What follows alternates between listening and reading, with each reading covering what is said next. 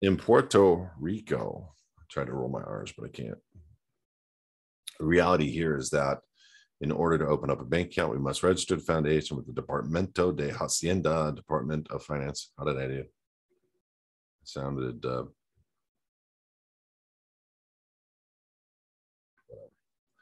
which is the public local government that collects the local taxes, and banks are requiring us to have business register number in order to open up a checking account.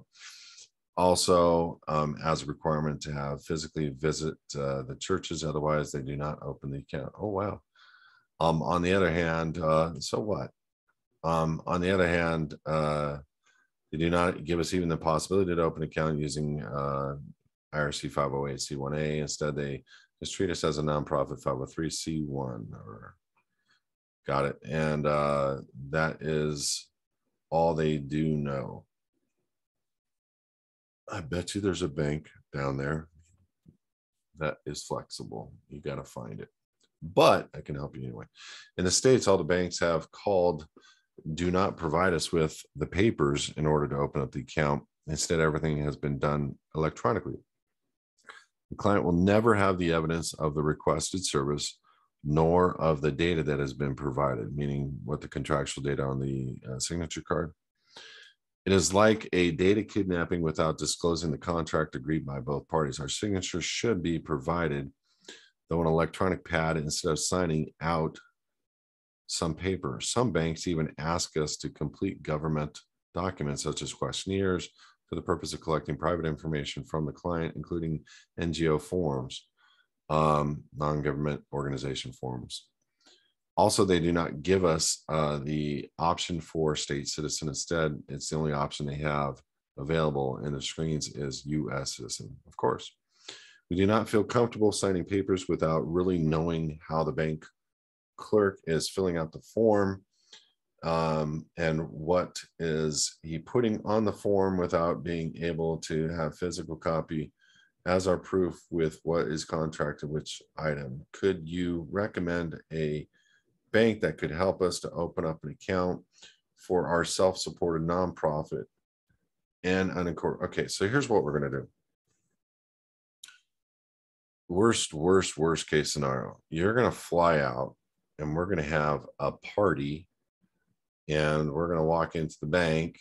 And before you do that, obviously we'll verify that your passports, IDs are, sufficient.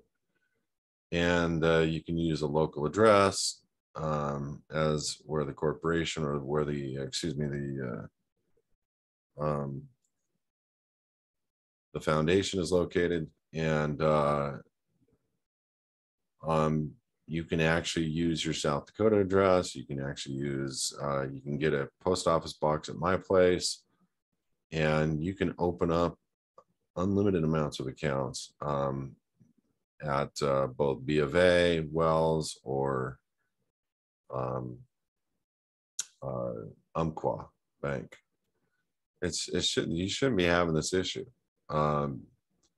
With Umpqua, I signed non-assumpsit, all rights reserved. With B of A, same thing, all paper. Let me just open up accounts. I know you're having problems in Puerto Rico, but you can do business anywhere in the world these days, online, over the phone. It doesn't matter where the money hits. You have full access to the money. And you can go down and pull cash out on your cards anywhere, whether the account's opened up here in California or South Dakota or what have you.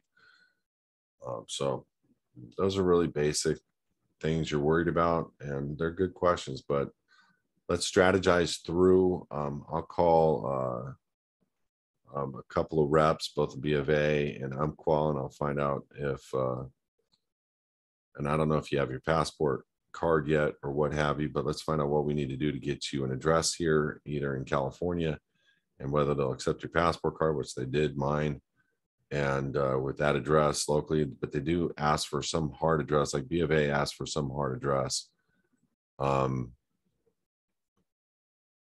So that's something we need to think through. You may have a family member or something, where you can give a hard address for. And then you have your accounts open, and then you serve them with notice that you no longer live at that address and you're receiving all mail at this address, and it's over. and you move on. You'll have your accounts established. I think the banks are going to be the only way that they try to control us in the future, obviously. And I think there's going to be private banks all over this world attached. But the best private bank is going to be a crypto exchange wallet in the future, in my opinion. So we'll work through it. I'll try to make a couple calls on what is absolutely required. Do they need a physical address? And do they need, or can they use a PO? And can they use the passport card? And I'll get some answers for you the next day or two.